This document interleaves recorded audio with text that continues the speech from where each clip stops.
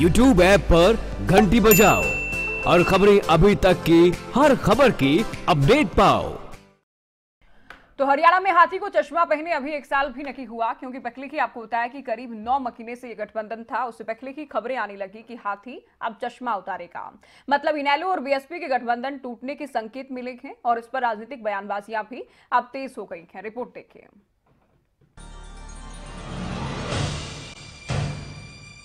सोमवार की शाम बीएसपी सुप्रीमो मायावती ने जैसे ही एक प्रेस नोट जारी किया, हरियाणा में हाथी के भविष्य को लेकर राजनीतिक बयानबाजी तेज हो गई। प्रेस नोट में लिखा था कि चौटाला परिवार एक होंगे तभी इनेलो और बीएसपी का गठबंधन बरकरार रह पाएगा। बीएसपी प्रदेश प्रभारी ने भी कहा कि अगर चौटाला परिवार एक नहीं हुआ तो मायावती बड़ा फैसला ले सकती है। देखो, ये पूरा मामला अब हम लोगों ने जो चौटाला परिवार के ऊपर डिपेंड है, वो गठबंधन को चाहते हैं तो उन्हें इकट्ठा होना चाहिए। हरियाणा प्रदेश के भविष्य को चाहते, किसान मजदूर की बात करने वाले लोग अपने अपने स्वार्थ को छोड़कर अगर हरियाणा प्रदेश में सत्ता परिवर्तन चाहते हैं, प्रदेश की जनता की भलाई चाहते हैं, तो निजी बातों को छोड़ करके एक हरियाणा प्रदेश में किसानों की मजदूरों की सरकार लाने के लिए उनको पिछली बातों को भुलाकर एक मंच पर आना चाहिए। अगर इकट्ठा नहीं होते तो निश्चित तौर से हमारी राष्ट्रीय अध्यक्ष माननीय बहन जी अपना फैसला लेने में सक्षम। जबकि जेजेपी नेता दिग्विजय चौटाला ने कहा कि हम पारिवारिक रूप से तो एक ही हैं। जब हमने राजनीतिक पार्टी का गठन कर लिया है तो राजनीतिक रूप से एक होने का सवाल ही नहीं उठता। पारिवारिक तौर पर तो एक हैं ही, राजनीतिक तौर पर परिवार है, उसने अपने अपने फैसले ले लिए हैं और पार्टी से निकाले जाने के बाद हमने अपनी पार्टी फॉर्म कर ली है, तो अब तो कोई औचित्य नहीं वापस जाने का, तो कुछ ऐसे तो सवाल ही नहीं। तो उनकी कंडीशन की वजह में ये इस तरह के क्वेश्चन उठाए जाएं, इसका कोई। बीएसपी के इस फैसले पर हरियाणा के कैबिनेट मंत्री अनिल विज का कहना है कि जींद चुनाव के बाद बहुत कुछ टूट रहा है। पहले लोगों का अहंकार टूटा और अब गठबंधन टूट रहा है। देखिए, जींद के चुनाव के बाद बहुत कुछ टूट रहा है, क्योंकि जो लोगों का अहंकार था, जो लोगों का अहम था कि हम हैं, वो सबका हम टूट गया। अब उस हम के टूटने से जो साथी थे, गठबंधन थे, वो भी टूट गए। और जैसा आज समाचार पत्रों में आ रहा है कि बीएसपी भी इनेलो को छोड़कर। शिक्षा मंत्री रामविलास शर्मा ने तो कहा कि ये बेमेल गठबंधन ज्यादा दिन टिकने वाला ही नहीं था। ये गठबंधन हुआ था तब मैंने कहा था कि ये गठबंधन बेमेल गठबंधन है और ये ज्यादा देर चलेगा। गठबंधन टूटने की खबरों पर विपक्षी दल के नेता तंज कस रहे हैं, लेकिन इनेलो की तरफ से अभी तक कोई प्रतिक्रिया सामने नहीं आई है। ऐसे में बीएसपी का ये कहना कि इनेलो परिवार के एक होने पर ही गठबंधन बरकरार रह पाएगा। जींद उपचुनाव में करारी हार का सामना करने के बाद पार्टी के लिए किसी बड़े झटके से कम नहीं है। स्पेशल डेस्क रिपोर्ट, खबरें अभी तक। तो पार्टी के लिए बड़ा झटका है ही, क्योंकि बड़ा झटका इसलिए भी मेयर पद के चुनाव लड़े गए, लेकिन मेयर के चुनाव में खास बात ये रखी, दोनों पार्टियां एक साथ थी, उसके बाद भी परिणाम वाकई निराश करने वाले थे। जिन बाई इलेक्शन होता है, गठबंधन चुनाव लड़ता है, 2.5% वोट मिलते हैं, वो भी वाकई परेशान करने वाला था। तो 3 बार से 3 टेन्योर से लगातार सत्ता से बाहर चल रखी इनेलो के सामने ये अस्तित्व की लड़ाई कहीं ना कहीं लगने लगी है। जब ये कहा गया कि हम गठबंधन के साथ सरकार में आएंगे, लेकिन बाकी पार्टियां लगातार ये कहती रही कि चुनाव से पहले गठबंधन टूट जाएगा। इसी बीच जिन बाई इलेक्शन आते हैं और बाई इलेक्शन का परिणाम आता है, परिणाम पूरी तरह से इनेलो की मुश्किलें बढ़ाने वाला है। जो संकेत मिले हैं बीएसपी की ओर से, उनको लेकर चर्चाएं करेंगे। आने वाली हरियाणा की राजनीति में किस तरह के समीकरण बन सकते हैं, उसको लेकर हम चर्चा करेंगे। इनेलो की कितनी मुश्किलें बढ़ सकती हैं, ये भी हम जानने की कोशिश करेंगे। और जेजेपी का कितना वर्चस्व इससे जुड़ा है, जो कि बढ़ सकता है, उस पर भी हम बड़ी बात में बड़ी बहस करेंगे खास पैनल के साथ। हरियाणा बीजेपी की ओर से हमारे साथ सत्यप्रकाश जरावता जी के स्वागत है आपका। इनेलो से प्रवक्ता हैं उमेश भाटी जी, बहुत स्वागत है आपका। हरियाणा कांग्रेस से प्रवक्ता हैं पंकज पुनिया जी, स्वागत है सर आपका। जेजेपी से प्रवक्ता दिलबाग नैन जी हमारे साथ हैं, बहुत स्वागत है आपका चर्चा में। आम आदमी पार्टी से प्रवक्ता अजय गौतम जी हमारे साथ हैं, सर स्वागत है आपका। और खबरें अभी तक के सलाहकार संपादक धर्मपाल धनखड़ जी हमारे साथ चर्चा में हैं, सर बहुत स्वागत है आपका भी।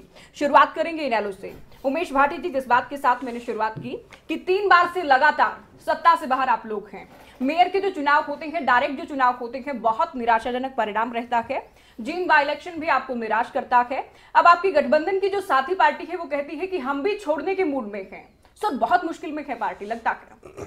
देखिए, आपने बात कही अभी जो मेयर के जो इलेक्शंस की बात की हुई थी, अगर आप मेयर के जो इलेक्शन है, अगर आप उसे उठा के देखेंगे आंकड़े को, तो जो वोट प्रतिशत है इंडियन नेशनल लोकदल का पिछले बार से बहुत ज्यादा आगे बढ़ा है, विधानसभा से भी बहुत ज्यादा आगे बढ़ा है, शहरी क्षेत्र के अंदर भी और ग्रामीण क्षेत्र के अंदर वोट परसेंट बढ़ाने तो के लिए वोट परसेंट नहीं, देखिए जीतने के लिए आदमी इलेक्शन लड़ता है, इसमें कोई दो राय नहीं है, लेकिन मैं वोट परसेंट अगर हमारी हार हुई है लेकिन हमारी वोट परसेंटेज बढ़ रही है तो इसका मतलब हमारी जो अंदर पॉपुलरिटी है वो कम नहीं है। जी, मैं आपको शुरुआत में रोकने के मूड में बिल्कुल नहीं थी सर, लेकिन 3 बार से आप लोग सत्ता से बाहर हैं, आप लोगों का पुराना राग है कि हमारा जो काडर वोट बैंक है हमारे साथ है, हमारा वोट परसेंट नहीं घटा है, मेयर वाले में भी यही बात कही, लेकिन जींद बाई इलेक्शन में सर करीब 2.5% वोट आप लोगों को मिला है और उसका परिणाम ही माना जा सकता है कि बीएसपी साथ छोड़ने के मूड में है, तो मुश्किलें हैं, मानेंगे?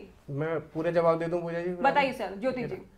ज्योति जी मैंने अभी बताया आपको मेयर के इलेक्शन के बाद, फिर आ जाते हैं जींद के इलेक्शन पे। जींद का जो इलेक्शन है अगर हम उसमें देखते हैं पूरे इस प्रक्रिया को देखते हैं जींद के इलेक्शन को, तो जींद का जो इलेक्शन है ना वो किसी की हार है ना किसी की जीत है, एक तरीके से वो मिड्ढा साहब की जिस तरह से आग में मृत्यु हुई और जिस तरह से वो इंडियन नेशनल लोकदल के वहां पर विधायक थे और जिस तरीके से उन्होंने काम किया था लोगों के बीच में, तो आप ये मान के चलिए वो एक तरीके से वहां के जो लोग थे जो वहां पर उन्होंने श्रद्धांजलि के तौर पर फिर दोबारा से बोल रहा हूं मैं, उन्होंने जो वोट दिया वहां पर मिड्ढा साहब के बेटे को श्रद्धांजलि के तौर पर वोट दी वहां पर, और जो उन बेटे जो जीते हैं वो कोई वहां पर ये नहीं है कि आप कहें कि बीजेपी ने इतना बड़ा काम किया था जिसकी वजह से मिड्ढा साहब के बेटे जीते। अगर बीजेपी ने बहुत सारे काम किए होते तो शायद बीजेपी अपना कोई प्रत्याशी वहां उतारती। अब तीसरी बात पे आता हूं जो अभी आपने बात करी कि बसपा के गठबंधन की जो आपने बात करी, देखिए उसमें पूरी अगर आप देखेंगे तो देखिए कोई नहीं चाहता है कि परिवार टूटे और कोई नहीं चाहता कि पार्टी टूटे। तो मायावती जी का भी कहना यही है कि परिवार अगर जुड़ जाए और पार्टी जुड़ जाए तो अच्छा है, इसमें कौन बुरा मानेगा, अच्छी बात है। अगर आज बीजेपी से एलएसपी हट गई है तो क्या बीजेपी नहीं चाहती एलएसपी वापस आ जाए?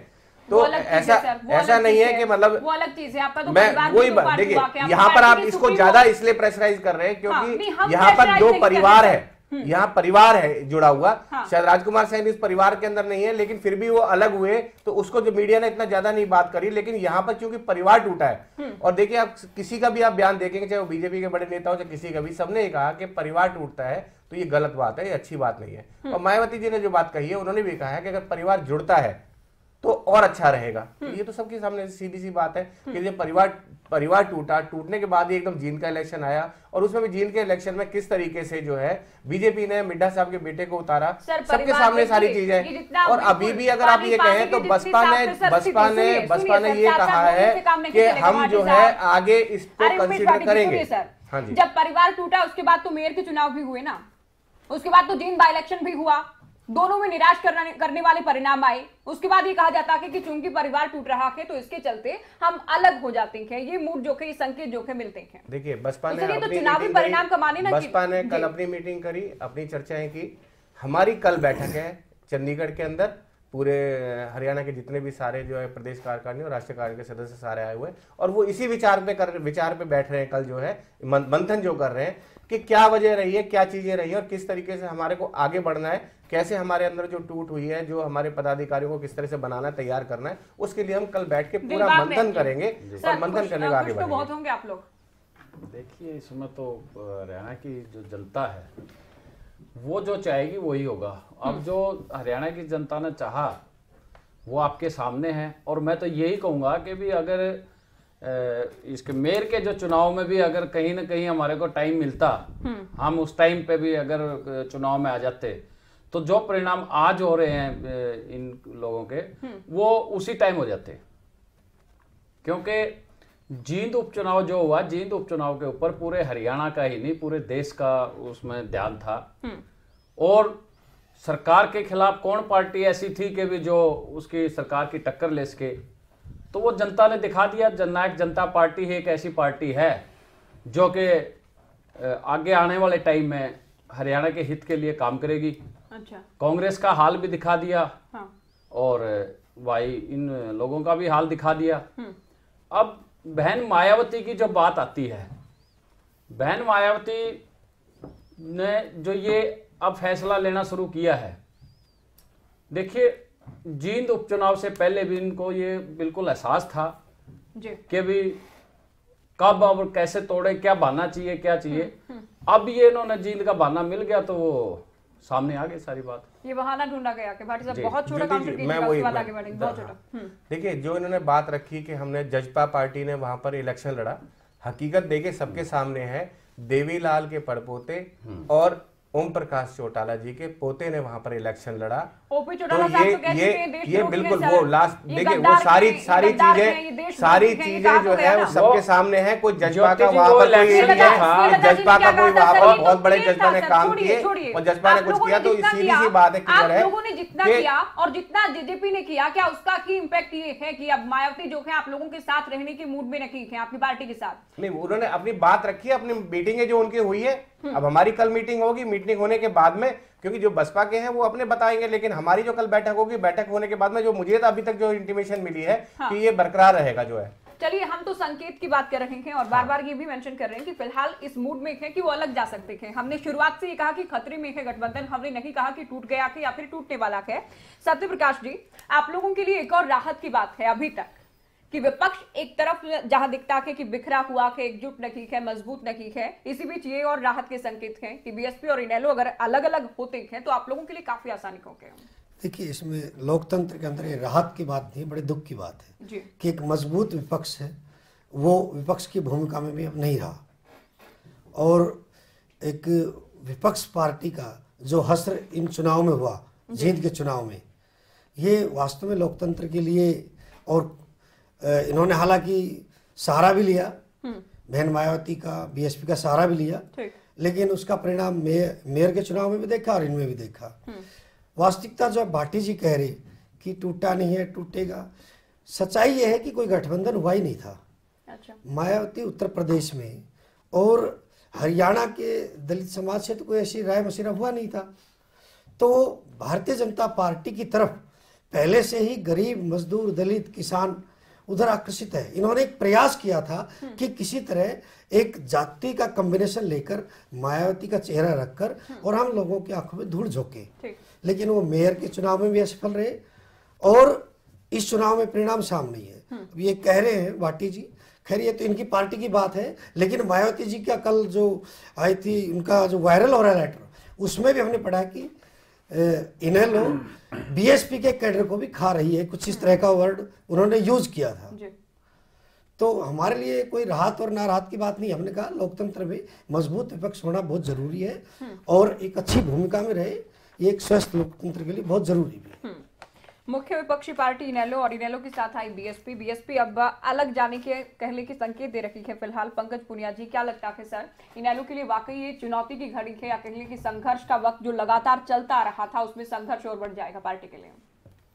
ज्योति जी, बिल्कुल, वैसे तो क्योंकि इनके अपनी पार्टी का अंदरूनी मामला है, किससे गठबंधन करते हैं, किससे तोड़ते हैं, लेकिन मैं समझता हूँ कि बसपा अभी तक ये गठबंधन का जो टूटने का अभी कोई क्लियर उनकी तरफ से मुझे नहीं लगता है कि हुआ है। लेकिन मुझे एक चीज के पीछे जो लग रहा है कि जो 98 का जो बदला है वो कहीं बसपा ने इनसे अपना जरूर ले लिया, और ये जो बहन और भाई का गठबंधन था जो एक साल रक्षाबंधन भी पूरा नहीं चला, और दूसरा जो सबसे बड़ी बात बसपा के प्रभारी की अभी आपने भी सुनाई और सबने सुनी कि स्वार्थ की राजनीति को उन्होंने शब्द इसमें कोड किया कि ये दोनों जो लोग हैं स्वार्थ की राजनीति को छोड़ दे। तो ये आज हरियाणा की जनता को इनके ही गठबंधन से साफ पता चल गया कि दोनों लोग स्वार्थ की राजनीति कर रहे हैं। तो सबसे पहले तो ये इनको बताना पड़ेगा कि ये स्वार्थ की राजनीति के हिस्सेदार जो बसपा के लोग थे, क्या वो इनको अब भी स्वार्थ की राजनीति के हिस्सेदार बन के रहना है या फिर वो इसको छोड़ के सच्चाई में जा चुके हैं। तो सबसे बड़ी बात तो ये है। और दूसरा मैं समझता हूँ कि अभी हमारे जेजेपी के प्रवक्ता बता रहे थे यहाँ पे कि अगर हम नगर निगम के चुनाव में आ जाते तो नगर निगम चुनाव से पहले तो आपकी पार्टी बन चुकी थी, और आपने कहा कि जींद की हरियाणा की जनता ने दिखा दिया जींद एक चुनाव में। तो इस बात का आप ख्याल रखें, आप जीते नहीं है, और जींद बाई चुनाव था, अभी हरियाणा विधानसभा लोकसभा चुनाव बाकी है। और हरियाणा की जनता भली बात जानती है जो स्वार्थ की राजनीति की जो आज आपके हिस्सेदारों ने बात कर दी और आपके परिवार जो राजनीति करते हैं उसको भली बात जानता है। अभी लोकसभा चुनाव विधानसभा चुनाव के आप इंतजार करें, उसमें सारा ये भी पता चल जाएगा कि कांग्रेस कहाँ है और आप कहाँ हैं। चलिए, ये तो देखा अभी जींद बाई इलेक्शन में कौन सी पार्टी कहां खड़ी है। लेकिन अजय गौतम जी, अभी जींद बाई इलेक्शन में आप लोग जेजेपी के साथ थे, फिलहाल सुगबुगाहट इस तरह की है कि आने वाले दिनों में आप लोग गठबंधन भी कर सकते हैं। क्या इसको लेकर क्या सोचा जाए कि बीएसपी अगर इनेलो से अलग होकर जेजेपी के साथ आती है तो भी आप लोग साथ खड़े रखेंगे? हाइपोथेटिकल का थोड़ा बताइए। देखिए, हमारी जो बात चल रही है वो जेजेपी से, ना कि बीएसपी से। बीएसपी क्या करेगी, किसके साथ आएगी या नहीं आएगी, उसके बारे में मेरे को कुछ नहीं कहना है। लेकिन पॉजिटिव वे में एक बात चल रही है, अभी फाइनल नहीं हुआ, कुछ बातें उन पर डिस्कशन होना बाकी है और डे बाई डे उसको हम आगे बढ़ रहे हैं पॉजिटिव वे में, तो हो जाएगा। दूसरी बात मैं ये कहना चाहूँगा, जो इनेलो का ग्राफ गिरा और क्यों गठबंधन टूट रहा है, जींद इलेक्शन में सबने देखा कि देखिए पार्टी प्रमुख या तो अपनी पार्टी को बचा सकते हैं इनेलो को, या वो अपने आप को बचा सकते हैं। उन्होंने अपने आप को बचाया, बीजेपी ने उस पर प्रेशर डाल दिया, भाई अब या तो एक चीज चुन लीजिए कि आप या तो फेस करिए अपने केसेस वगैरह को या बोर्ड को डाइवर्ट करिए। किसको लेकर कहा? तो ओपी चौटाला साहब को कहा या अभय चौटाला को? अभय चौटाला जी। अच्छा, ठीक है। तो उन्होंने बोर्ड को, अपने पूरे बोर्ड को डाइवर्ट कर दिया बीजेपी को। जो वोट पड़ा 3400 कुछ वोट पड़ा, वो बीएसपी का वोट पड़ा, ना कि इनेलो का वोट पड़ा। अच्छा। तो उन्होंने अपने आप को बचाया और वोट को डाइवर्ट कर दिया बीजेपी को जितवा दिया जी। ये हुआ है।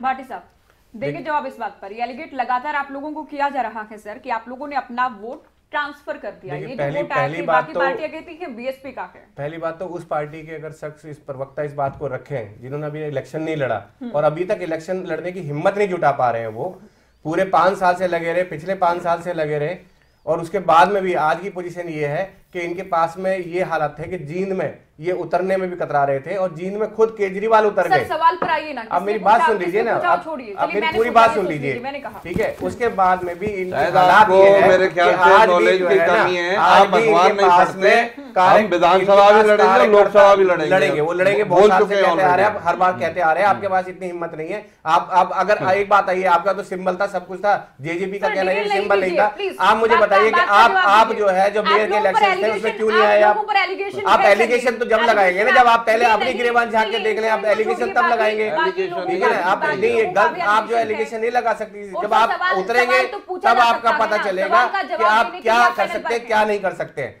तो पोजीशन आपकी कहां पर है ये सबको पता है, इसलिए इसमें कोई दो राय नहीं है कि आप खुद के पास में, आपके पास मैं तो आपके हिम्मत की दाद देता हूँ कि अभी भी आप बोलने की हिम्मत कर रहे हैं। एक इतनी बड़ी पार्टी 3000 वोटों पर से बढ़ गई, 4000 के वोट जो सभी करना है वो सारी चीजें अभी बताएं आपके सामने। आप तो 4000 के आप तो खड़े भी नहीं हुए, आप जो है ना। जवाब दीजिए ना, मैं जनता को जवाब दे रहा हूँ ना, मैं आपके जो चैनल पे बैठे हुए हैं और उन बात को रख रहे हैं, 30,000 वोट बात का जवाब दे रहा हूँ ना। जो कम वोट मिला है, नहीं तो कम वोट का, देखिए कम वोट का मैंने आपको बता दिया, छोड़ के जाने के आप दोनों चीजें मैंने आपको बता दी कि पहला जो वहां पे जो वोट मिली है वो मिड्ढा साहब के बेटे को जो मिली है श्रद्धांजलि के तौर पे मिली है, और जजपा को जो वोट मिली है वहां पर सिर्फ और सिर्फ चौटाला साहब के परिवार के आदमी तो बताइए ना। केजरीवाल वहां पर जाकर जो है ना, उन्होंने कुछ भी नहीं किया, केजरीवाल ने जाकर और हरवा दिया इनको जाकर। तो इसलिए अभी भी अगर आप गठबंधन पे जा रहे हैं तो आप, मुझे समझ नहीं आ रहा है कि पिछले 10 साल से कर क्या रहे हैं आप जो है। हम कम से कम फाइट में तो हम लड़ाई तो कर रहे हैं कम से कम। सर सुनिए, धैर्य रखिए। अनिल विज को अभी सुना कि कुछ लोगों का पहले अहंकार टूटा है, अब गठबंधन टूटने की बारी है। ये जींद बाई इलेक्शन का इम्पैक्ट है, आपको लगता है उसी का असर है? देखिए असर तो जो है वो जींद बाई इलेक्शन का ही है, क्योंकि जींद बाई इलेक्शन के जो परिणाम आए हैं अगर उन पर हम नजर डालें तो इनेलो को जो है वो 2.5% वोट मिले हैं। हम ये मान के चलते हैं कि प्रदेश में, हरियाणा में करीब 5% वोट तो अकेले बसपा का ही है जी। लेकिन मुझे लगता है कि अगर इनेलो के वोट थे वो 2.5% या बसपा के वोट थे। अब ये तो दोनों पार्टियां तय कर सकती है या मतदाता जानते हैं कि किसके वोट आए जी। बाकी ये है कि इनेलो का सारा वोट जो है एक तरह से जेजेपी की तरफ शिफ्ट हो गया। तो ये सोचने और समझने वाली चिंताजनक स्थिति है। अभी इनेलो को बहुत सारी चीज़ों पर विचार करना पड़ेगा कि किस तरह से वो आगे अपनी रणनीति बनाते हैं और किस तरह से वो आगे लोकसभा और विधानसभा चुनाव में अपनी साख बचा पाते हैं या नहीं बचा पाते हैं। ये सारी चीज़ें देखनी पड़ेंगी। जहाँ तक गठबंधन की बात है बसपा के साथ, उस गठबंधन को लेकर के सवाल उठने शुरू हो गए हैं। बसपा के नेता भी अब अपनी बात कहने लगे हैं, उनके कार्यकर्ता भी कहने लगे हैं तो ऐसी स्थिति में कि एक कमजोर पार्टी से कोई भी गठबंधन करना नहीं चाहेगा, जब तक कि उसका वोट बैंक था। जब वो मजबूत थे, जिस वक्त गठबंधन हुआ 9 महीने पहले, उस वक्त जो है इनेलो मजबूत थी प्रदेश में, इसमें कोई दो राय नहीं है, और मुख्य विपक्षी पार्टी भी थी। तो ऐसे में बसपा से समझौता करके एक रणनीतिक फैसला लिया था। अच्छी राजनीति अभय चौटाला ने उस वक्त की थी कि ये, और एक हवा प्रदेश में बनने लगी थी कि जो है हरियाणा में अगली बार हो सकता है इनेलो कुछ कर दिखाए गठबंधन के साथ। तो ये एक हवा थी, लेकिन अब वो हवा एक तरह से खत्म हो गई लगती है। इसमें राजनीति में कब क्या हो जाए ये कहा नहीं जा सकता, किस तरीके से, किस पैतरे से क्या रास्ता निकला है ये भी नहीं कहा जा सकता है। दिलबाग नैन जी, आप भी काउंटर कीजिएगा। उससे पहले भाटी साहब आपसे ही सवाल, चूंकि आपकी पार्टी से जुड़ा ये विषय है, आपसे स्वाभाविक तौर पर ज्यादा सवाल पूछे जाएंगे। क्या वाकई 9 महीनों में आपकी पार्टी का ग्राफ गिरा है, जिसमें आपके परिवार का, आपकी पार्टी के परिवार का दो फाड़ होना भी एक बड़ा फैक्टर है?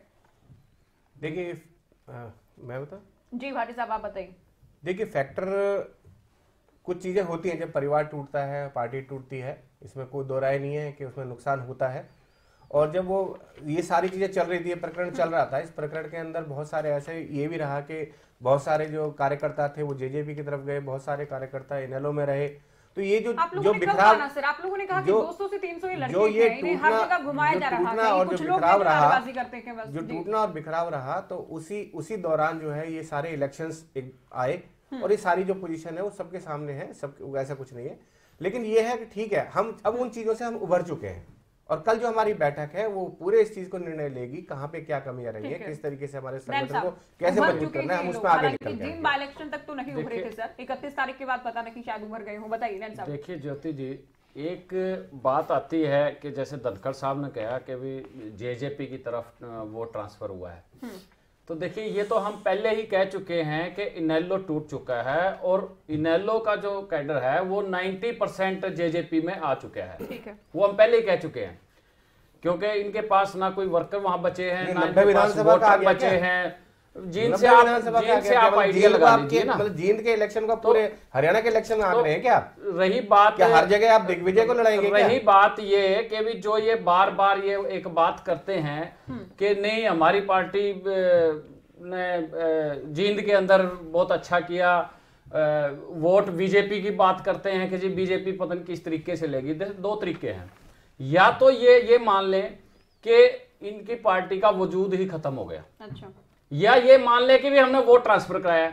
अगर इनके पास वोट था तो इन्होंने ट्रांसफर कराया बीजेपी को, अगर उस बात को नहीं मानते तो फिर आप ऑटोमेटिकली है कि भी ये वजूद खत्म हो गया, पार्टी का वजूद ही नहीं रहा। अगर पार्टी का वजूद ही नहीं रहा, वोट ही नहीं है, तो वजूद कहां से होगा? मुझे एक चीज बता दीजिए कि जींद पे आपने पीछे रैली करी, लगभग 6 लाख का आपने आंकड़ा दिया, 6 लाख हमारे वहां पर वर्कर पहुंचे, बिल्कुल। आप मुझे बताइए वोट कहां है? बिल्कुल पहुंचे। अब वोट कहां है? 6 लाख तो जींद में वोट, जींद में जो 6 लाख बताइए ना, 6 लाख 6 लाख में जींद का लोग भी तो होंगे, कहां से आंकड़ा है?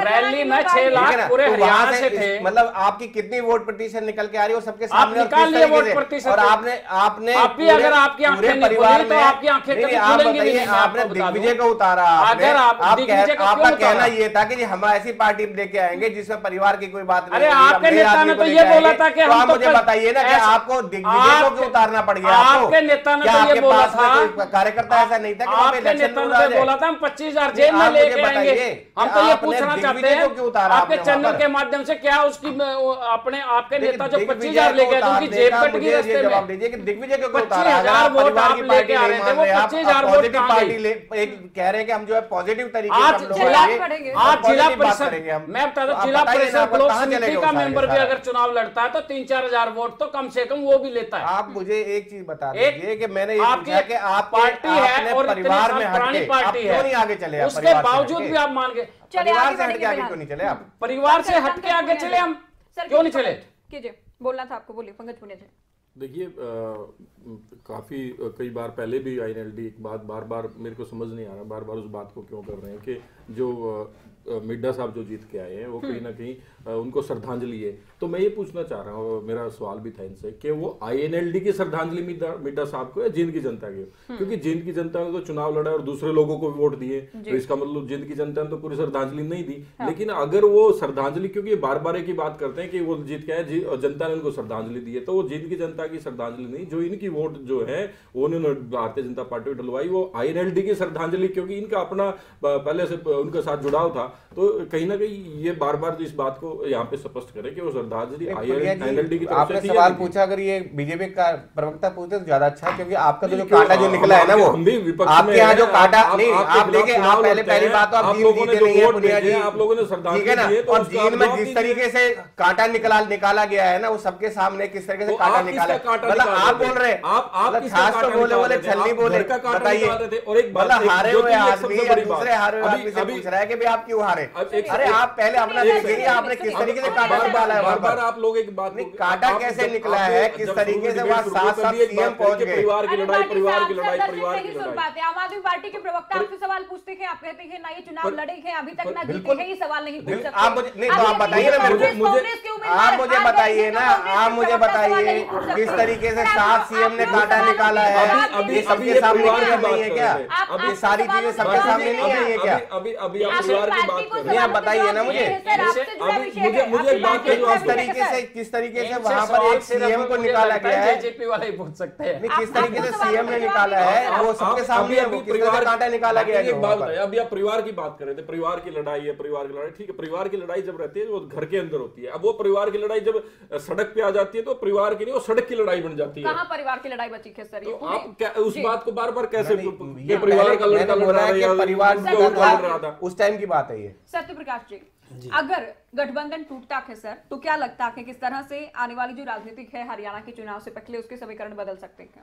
देखिए, मैंने आपको पहले भी कहा, मैं इनके विवाद में JJP और INLD के में हालांकि मैं कूदना नहीं चाह रहा था और ना ही बात करना चाहता, लेकिन JJP वाले खुद कह रहे हैं कि 90% हमारे पास उनके वोट ट्रांसफर हुए हैं, 99%।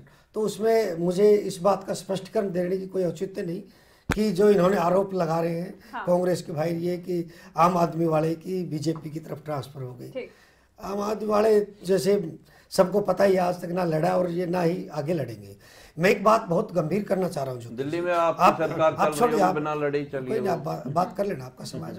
ज्योति जी, एक रैली हुई थी पीछे, जिस रैली से पूरा परिदृश्य बदला था, भूमिका हो सकता है पहले ही थी, क्योंकि जो गठबंधन हुआ था उसमें लोग पहले ही विरोध में थे, जो BSP का जो कैडर था। आप ये कहना कि 5% कैडर है, मैं उस बात से सहमत नहीं हूँ, लेकिन मान भी लिया जाए कि 5% BSP का कैडर था, तो वो कैडर उसी दिन अलग हो गया था जब नीली पगड़ी ओम प्रकाश चौटाला जी ने ठुकराई थी। उसी दिन हरियाणा के दलित समाज ने सोच लिया था कि ये अहंकार में है और इनके साथ मायावती ने गलत किया है। और उस कार्यक्रम में दुष्यंत जी भी थे, दिग्विजय भी थे और अपने अभय चौटाला जी भी थे, सभी लोग थे और किसी ने कोई शब्द नहीं बोला। तो उसी बात से कि ये दोनों के दोनों, चाहे वो JJP हो चाहे इनेलो हो, इनका नजरिया वही है जो 98 में था, जो दुलेना के समय था, ये नहीं बदले और ये कुचलने वाले लोग हैं। इसलिए BSP का कैडर विरोध कर रहा था, ये मायावती ने स्वेच्छा से नहीं छोड़ा है। भाटी साहब जवाब देंगे इस बात का? ये सच्चाई है कि ठुकराई थी, पगड़ी सबने देखा था, मेल कहा गया, कभी भाई बहन का रिश्ता बताया गया। जो इन्होंने प्रवक्ता जी ने बात रखी कि किस तरीके से पगड़ी की बात रखी, देखिए हरियाणा में जो भी, ये भी हरियाणा से, मैं भी हरियाणा से बिलोंग करता हूँ। मैं हरियाणा के अंदर जब पगड़ी बंधी हुई है किसी शख्स के ऊपर और उसके बाद में उस पगड़ी को उतार कर दूसरी पगड़ी बांधने का, इस तरीके कोई रिवाज नहीं है। लेकिन किस तरीके से उन्होंने, ओम प्रकाश चौटाला जी ने बाकायदा उस पगड़ी को मान रखते हुए और अपने कंधे पर उसको रखवाया, पहले सर से लगाया उन्होंने, सर से लगाने के बाद में और फिर अपने कंधे पर उसको रखा। पूरा मान पूरे प्रदेश ने देखा था। भ्रामक कुछ भी कहिए, नहीं मैं अकेले नहीं बोल रहा हूँ, नहीं ये पूरे प्रदेश ने देखा था, मैं इसी बता रहा हूँ। जिस तरह से नहीं पूरे वायरल हुई थी आप प्रवर्तक, मैं बता रहा हूँ आपको, मैं पूरे प्रदेश में देखा किस तरीके से उन्होंने पगड़ी को, पार्टी में वो लोग भी भाजपा की पगड़ी को किस तरीके से उन्होंने माथे से लगाया और उसके बाद में कंधे पे रखा। ये इतना बड़ा मान सम्मान जो है ना, हमारे चौधरी ओम प्रकाश चौटाला जी ने उस पगड़ी को दिया। अगर आप भ्रामक बातें फैलाना, वहां नहीं फैल, आप देखिए भ्रामक बातें, आपकी जो हालत है आप वो नहीं होती। तो मुझे बताइए ना, अब अगर आप जींद की बात करें, आपके टूटने का कारण भी यही है। जींद की बात कर रहे हैं तो आप मुझे बताइए ना, आप 4.5 साल में, आप 4.5 साल में एक भी कैंडिडेट नहीं उतार पाए वहां पे, हमें कोई फर्क नहीं पड़ना। आपके पास में क्या कार्यकर्ता नहीं था, और हम विकास के मुद्दे पर, चाहे मेयर के चुनाव है और चाहे जींद के चुनाव है, हमने ज्योति जी में और हम लोकसभा जीतेंगे, विधानसभा भी जींद में क्या इनके पास में कार्यकर्ता नहीं था क्या उतारने के लिए? ओपी चौटाला हरी पगड़ी ही पहनते हैं शुरुआत से, और ये बात भी कही गई लगातार कि जब पगड़ी पहन रखी है उसके ऊपर दूसरी पगड़ी नहीं पहन सकते। उस पर क्लियर किया गया था उसी वक्त जब ये रैली हुई।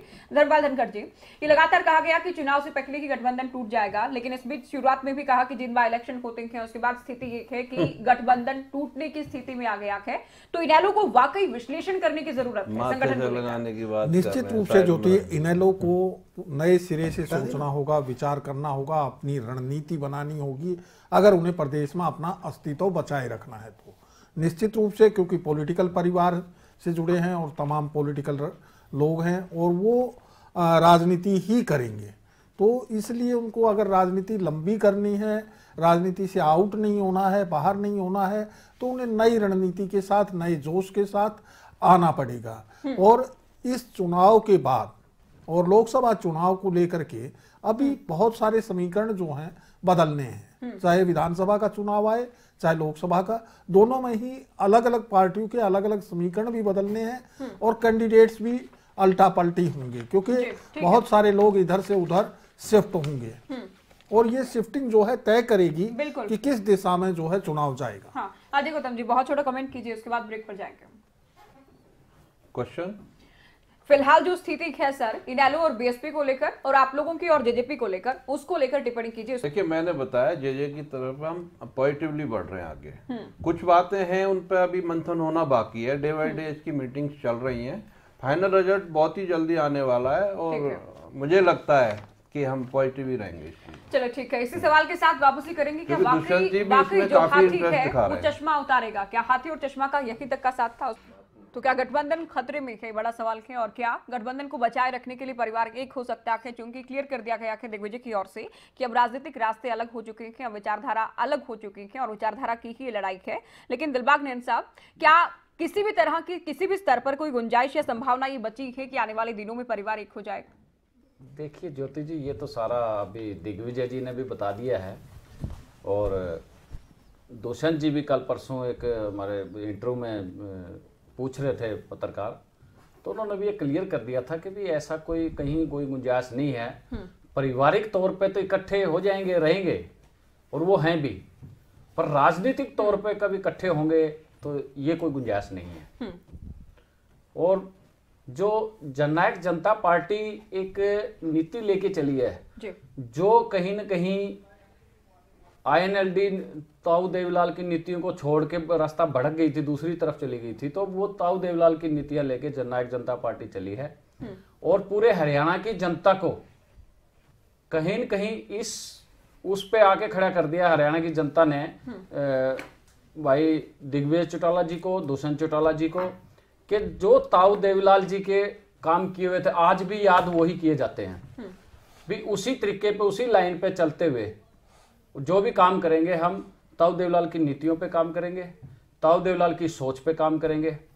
अब मैं इलेक्शन के टाइम में देख रहे थे कि भी अभी के जी चौधरी ओम प्रकाश चौटाला जी का नाम लेते हैं, ताऊ देवीलाल जी का नाम लेते हैं। ताऊ देवीलाल एक ऐसे शख्स थे कि पूरा हिंदुस्तान उनका नाम लेता है और चौधरी ओम प्रकाश चौटाला जी का ना तो हमने कभी फोटो लगाई क्योंकि वो राष्ट्रीय प्रधान है आईएनएलडी के, और ना कभी नाम लिया। चलिए भाटी साहब आपके पास भी आएंगे, उससे पहले जरावता साहब को इस बात पर किसी तरह की आपत्ति है जो कि ताऊ देवीलाल को लेकर कहा गया? जल्दी आपत्ति नहीं है, बस एक छोटा सा प्रश्न है कि क्या अब तक चौधरी देवीलाल जी के बाद जितने समय तक चौधरी ओम प्रकाश चौटाला जी ने सत्ता में भी रहे, बाहर भी रहे, क्या उनकी नीतियां सारी चौधरी देवीलाल जी के खिलाफ थी?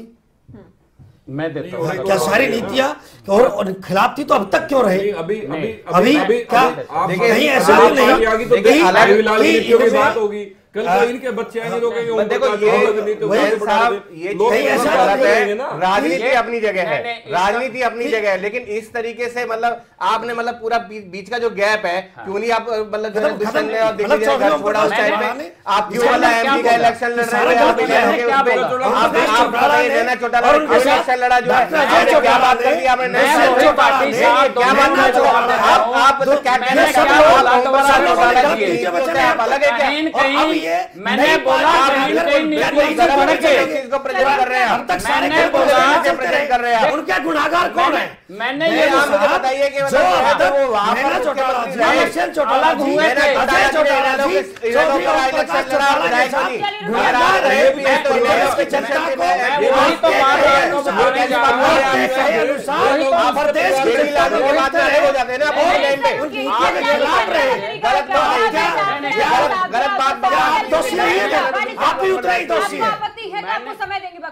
मैंने भाटी साहब ये बोला भी ताऊ देवीलाल जी की नीतियों से भड़क गए थे, चलिए उन नीतियों पर हम आके चले। बिल्कुल बहुत बहुत बिल्कुल चले। अब जनता ने मानना है, आपके सामने जींद के अंदर कोई बहुत जनता ने वही नीतियां अपनाई हैं। ठीक है, देखिए शुरुआत में ये कहा गया कि आपके जो कार्यकर्ता हैं लगातार आपकी पार्टी चूंकि सरकार में नहीं आ रही है तो उससे कहीं ना कहीं मोरल डाउन हुआ है, लेकिन अब जब गठबंधन अगर टूटता है तो स्थिति वही होगी कि कार्यकर्ताओं का जो मनोबल है एक बार फिर से टूटेगा। देखिए पहले मैं नैन साहब की बात का जवाब दे दूं, जो नैन साहब ने बात रखी है यहाँ पर, और ये कोई बहुत नई बात नहीं है। एक आम घर के अंदर भी जब बेटा बड़ा हो जाता है तो बेटा बड़े होने के बाद में जिस दिन वो नौकरी पे लग जाता है, पैसे कमाने लग जाता है, उस दिन अपने माँ बाप को ये कहता है कि आप बहुत पुराने हो चुके हो और आपने किया क्या हमारे लिए। अच्छा। लेकिन वो उस चीज को भूल जाता है कि अगर वो आज बड़ा है और आज जॉब पे लगा हुआ है। यहाँ सवाल उल्टा था, आप सुन लीजिए, पहली यहाँ सवाल उल्टा था। ये कोई नई बात नहीं है, नई बात नहीं है, नई बात नहीं है, नई बात नहीं है। हरियाणा की जनता जानती है दिग्विजय चौटाला दुष्यंत चौटाला के साथ क्या हुआ है, ये पूरी जनता जानती है। घर की कहानी है, कैसे बाहर निकाल के आम आदमी के घर की कहानी है। आप ये बात कर रहे हैं, आप जो है ना ये तो बड़ी पार्टी आपके घर की कहानी तो प्रदेश की जनता की तो झोंक रहे हो। मैं अपने घर में निपटाओ इस चीज को आप अपने घर में निपटाओ। गलत है, जेजेपी और इनेलो मिलकर प्रदेश की जनता को बेवकूफ बनाने का प्रयास कर रहे हैं। जो आपको सूट करता है उसी को पिक करके ज्योति जी यही क्लियर हो गया ना कि ये हरियाणा को अपनी जागीर समझते हैं, अपनी प्रॉपर्टी समझते हैं। और ज्योति जी एक बात बताइए, एक बात हरियाणा का आधा हिस्सा हम आधा ये बांट ले। जो प्रधान आप बात रख रहे हैं, क्या हम उनकी बात का जवाब ना दें? क्या उनकी बात? सुनिए सर, मैंने क्या आपके कार्यकर्ताओं का मोरल टूटेगा सर, मनोबल डाउन होगा? बताइए। बिल्कुल बिल्कुल नहीं टूटेगा, कोई मोरल नहीं टूट रहा है किसी का। कार्यकर्ता जोश में है और पूरे तरीके से तैयार है, और कल हमारी बैठक है, उस बैठक के अंदर पूरी समीक्षा की जाएगी। जो भी कारण रहे उन कारणों पे हमारा चिंतन होगा, मंथन होगा, और चिंतन मंथन होने के बाद अब कल के बाद आप देखेंगे कि इंडियन नेशनल दल कितने जोश के साथ से वापस आती है। नैन साहब, आप लोग भी कोशिश करेंगे कि बीएसपी से किसी तरह का संपर्क साधा जाए या उनको साथ लेकर आया जाए? देखिए, छोटा जवाब दीजिएगा। नहीं, इस पे तो अभी मैं कोई जवाब नहीं दूंगा, क्योंकि अभी तक हमारी ऐसी कोई बातचीत नहीं है जी। तो हमारी जैसे संभव है तो वो अभी तक तो आम आदमी पार्टी के साथ है, क्योंकि हमने जो देखा है आम आदमी पार्टी ने दिल्ली के अंदर जो जो काम किए हैं, और हम भी चाहते हैं कि भाई हरियाणा के अंदर भी चाहे स्वास्थ्य की बात हो, चाहे शिक्षा की बात हो, चाहे किसान की बात हो, तो उसको देखते हुए, हरियाणा के हित को देखते हुए हम ऐसी ही पार्टी के साथ करना चाहते हैं जो हरियाणा के हित की बात करे। ऐसी पार्टी नहीं है फिर कि हरियाणा के हित की बात करें? देखिए, उस बात पे हम अभी नहीं जाना चाहते, क्योंकि हमारी अभी बीएसपी के साथ कोई इस बारे में बात नहीं हुई जी। तो बीएसपी को लेकर अभी तक स्थिति जो है क्लियर नहीं है। पंकज पुनिया जी, सर क्या लगता है कि 3 बार से लगातार सत्ता से बाहर है इनेलो, उसके बाद मेयर के चुनाव, जींद बाई इलेक्शन, उसके बाद गठबंधन के जो साथी हैं हाथी, वो भी अलग जाने के मूड में नजर आते हैं। क्या लगता है कितना सोचने और मंथन करने की जरूरत है मुख्य विपक्षी पार्टी को? देखिए, मुझे लगता है कि अब कहीं ना कहीं इनको तो मंथन करने की कोई जरूरत है ही नहीं, क्योंकि आईएनएलडी का जो बेसिक जो आधार था वो कहीं ना कहीं हरियाणा में इस चीज़ को दर्शा रहा है। चाहे बसपा का छूट के जाने की बात थी, चाहे चुनाव की बात थी, तो क्योंकि इतनी पुरानी पार्टी होने के नाते जो हसर वहाँ पे जींद की जनता ने लोगों को नकारा है, तो वो मैं समझता हूँ कि मंथन और चिंतन का उस पर अब कोई समय रहा नहीं है। तो अब तो सीधी सीधी एक बात है कि वेंटिलेटर पे ये लोग हैं और कितना वहाँ पे कितनी चुनाव तो कितनी ऑक्सीजन ये लोग ले पाते हैं, सिर्फ उतनी बात बची है। और जहाँ तक बात अगर अब जेजेपी के अभी हमारे साथी ने की थी कि हमारे आम आदमी के प्रवक्ता यहाँ पे बैठे गठबंधन की बात चल रही थी, तो मुझे अभी तक एक बात मैं बार बार समझने की कोशिश करता हूँ और मैं इनसे भी पूछना चाहूँगा कि जो आम आदमी पार्टी थी, उन्होंने जब अरविंद केजरीवाल जी ने अन्ना हजारे के आंदोलन से ये पार्टी पैदा की थी, तो उन्होंने एक बहुत बड़ी बात देश की जनता के सामने रखी थी और हरियाणा के बहुत सारे लोगों ने अन्ना हजारे जी के आंदोलन में भाग लिया था और उन्होंने एक विजन दिखाया था कि हम लोग जो पॉलिटिकली राजनीतिक पार्टी का जो यहाँ पे स्थापित कर रहे हैं, हम लोगों का एक मकसद है कि यहाँ पे वो लोग आएंगे जो भ्रष्टाचार मुक्त लोग होंगे। वो नहीं कीजिएगा टॉपिक पर। कोई डिटेल नहीं, मैं सीधा बता रहा हूँ। तो आज वो जो उनके बेसिक सिद्धांत थे, जो भ्रष्टाचार के खिलाफ उनके सिद्धांत थे, आज वो उन लोगों से गठबंधन उन्होंने समर्थन किया। गठबंधन का तो अभी क्योंकि औपचारिक कोई बात नहीं है, लेकिन उन लोगों के साथ समर्थन किया जो लोग जिनकी पार्टी के लोग ही भ्रष्टाचार के उसमें जेल में पड़े। तो इनके सैद्धांतिक सोच को क्या हो गया? जवाब देंगे इस बात का। देखिए, हमने पहले भी कहा और अब भी कह रहे हैं, हरियाणा से सीबीआई को, कांग्रेस, इनेलो, बीजेपी को उखाड़ने के लिए हमें किसी के साथ समर्थन करना पड़े, किसी से गठबंधन करना पड़े, करेंगे और इनको उखाड़ के फेंकेंगे। हमारा फायदा। आप भ्रष्टाचारों से भी करोगे, पर इलेक्शन लड़ोगे कि नहीं लड़ोगे? जो लोग जेल दोबारा लूटने के लिए आप गठबंधन करोगे, आप सुनेंगे किसी से भी गठबंधन करने का मतलब यही होगा ना। भ्रष्टाचार से आराम से बैठा था, आपको अरे भाई दे रहा था। तो मैंने भी तो आपसे पूछा ही है, मैंने भी तो पूछा ही। देखिए, मैं आपको बता रहा हूँ, आप बताइए दुष्यंत जी ने कौन सा करप्शन कर दिया, दिग्विजय जी ने कौन सा करप्शन कर दिया?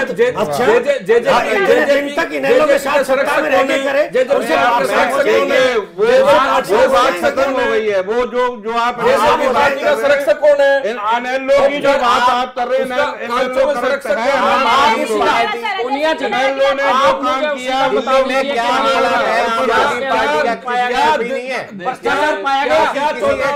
अजय चौटाला ने अपने बच्चों को बेदखल कर दिया। अजय चौटाला ने अपने बच्चों को बेदखल कर दिया। सीबीआई ने कोई भ्रष्टाचार राशन कार्ड से नाम कटवा दिया। बता रहा हूँ अजय चौटाला के बेटे नहीं है। अब देखो, रुकने का नाम नहीं ले रहे जी। अजय चौटाला किस आरोप में और एक किस दोष में जेल में है? जवाब जेजेपी के नेता वो जहां हम खड़े सुना आपको सुन लिया कि हमने। अभी आगे बढ़ेंगे। धर्मपाल धनखड़ जी, अगर पार्टी अलग होती है, गठबंधन टूटता है, कितना बड़ा नुकसान की इनेलो के लिए? देखिए, इनेलो तो काफ़ी नुकसान में पहले ही है। और ज़्यादा नुकसान की कितनी गुंजाइश बची है? वो बहुत ज़्यादा नुकसान की गुंजाइश तो बची नहीं है, क्योंकि पहले ही काफ़ी नुकसान हो चुका है इनेलो को। तो ऐसी स्थिति में लगता ये है कि इस गठबंधन के टूटने से मैं समझता हूँ कि भारतीय जनता पार्टी को और ज़्यादा फायदा हो सकता है और ये स्थिति आ सकती है। लेकिन अभी चूंकि पार्टियों में आपसी गठबंधन के लिए समय भी है और कई सारे समीकरण बदलेंगे चुनाव से पहले, और कई तरह के गठबंधन चुनाव के बाद बनेंगे और कई तरह के गठबंधन चुनाव से पहले बनेंगे। ये सारी स्थितियां जो हैं वो अभी चल रही हैं। एक तरफ जो है राष्ट्रीय स्तर पे जिस तरह से गठबंधन हो रहा है, एक तीसरे मोर्चा शेप ले रहा है।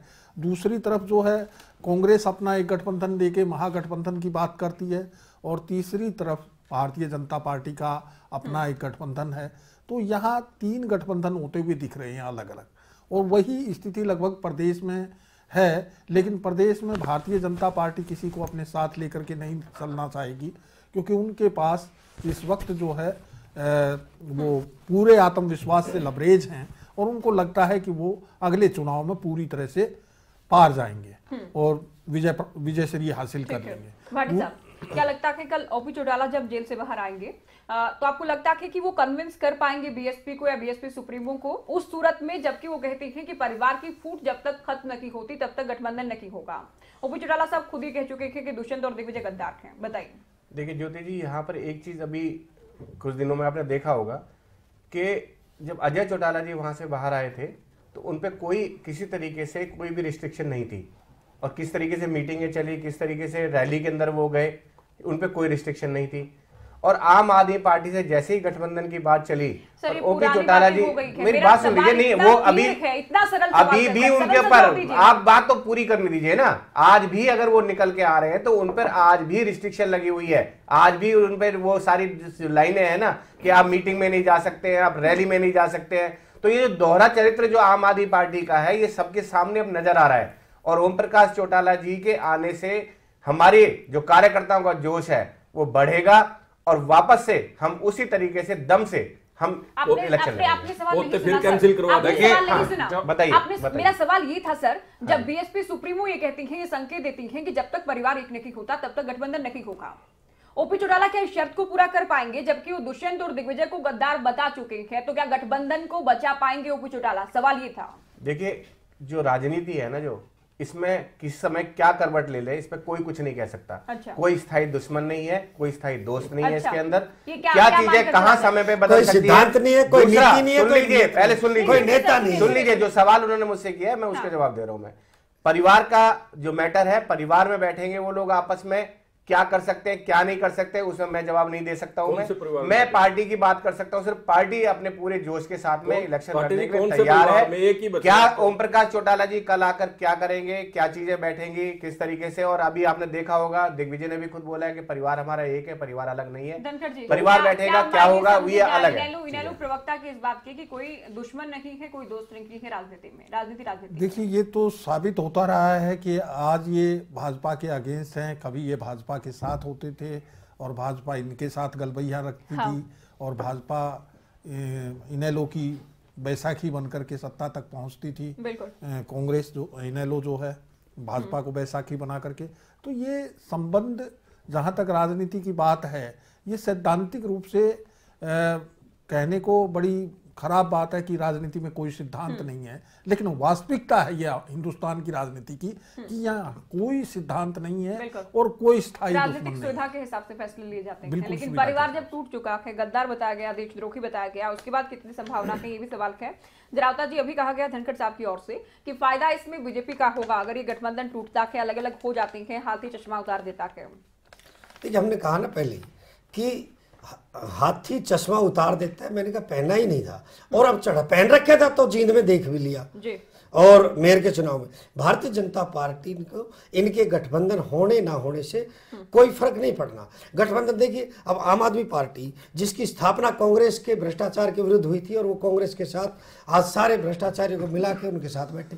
कांग्रेस के साथ आप बैठे, आप वहाँ गए हैं, अरे आप अभी पश्चिम बंगाल में गए, आप गए हैं पश्चिम बंगाल में, आप गए हैं, और आपका एक सूत्री कार्यक्रम है, आपका एक सूत्री कार्यक्रम है, एक सूत्री कार्यक्रम है भारतीय जनता पार्टी को रोको, आम आदमी पार्टी का, आम आदमी पार्टी, कांग्रेस, बीजेपी कभी भी गठबंधन नहीं करेगी जिंदगी में भी। आज कन्हैया की बात आई, कन्हैया ने नारे लगाए, दोनों वही, केजरीवाल और राहुल वही बात नोट करिएगा।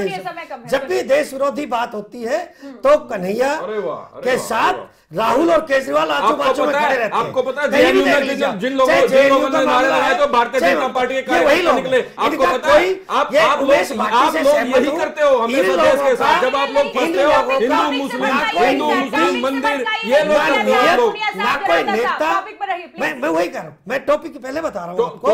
देखिए, हमने कहा ना, देखिए कांग्रेस का चर्चा के लिए बैठे हैं, वही कांग्रेस का वो आरोप लगाते हैं, आप बता रहे हो, आप बताओ आपके लोग उसमें पकड़े नहीं गए क्या? भारतीय जनता पार्टी के लोग नहीं थे क्या उसमें शामिल? क्या बात कर रहे हैं आप? दे देते हैं,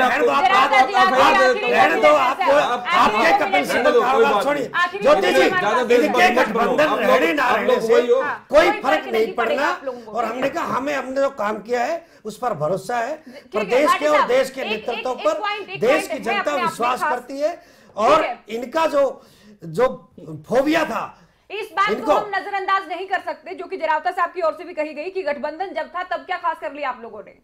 अब अगर गठबंधन भी टूट जाता है सर, तो पार्टी क्या आपको लगता है कि अस्तित्व की लड़ाई लड़ने की स्थिति में आ जाएगी, पूरी तरह से सूरत में आ जाएगी? मैं आपको पहले इस बात को क्लियर कर चुका हूं कि कल हमारी जो बैठक है उस बैठक के अंदर सारी चीजें बैठ के मंथन की जाएंगी, बात सारी चीजें होंगी, चिंतन होगा सारा का सारा, क्या कारण रहे हैं, क्या वजह रही है कि जींद के इलेक्शन में जो ये वोटों का जो रहा है वो किस वजह से रहा है, वो सारी चीजों पे हमारा चिंतन मंथन होगा। और हर पार्टी करती है, ये नहीं है कि हमको अलग से कर रहे हैं, सब पार्टी कर रही है। अब कांग्रेस हारी है तो कांग्रेस भी मंथन कर रही है, सब लोग मंथन कर रहे हैं उसके अंदर, तो ऐसा कुछ नहीं है। और देखिए पार्टियां कभी खत्म नहीं हुआ करती है, मैं आपको आज फिर क्लियर कर दूं, मैं पार्टियां कभी खत्म नहीं हुआ करती है। 4 जाते हैं 400 आते हैं, मैं बता रहा हूं 4 जाते हैं 400 आते हैं, और उसके बाद में आप देखेंगे, आप कल के बाद फिर से आप देखेंगे कि हम पूरी तरीके से वापस। अजय गौतम जी, आपका आखिरी कमेंट इस चर्चा का बताइए, बोलिए।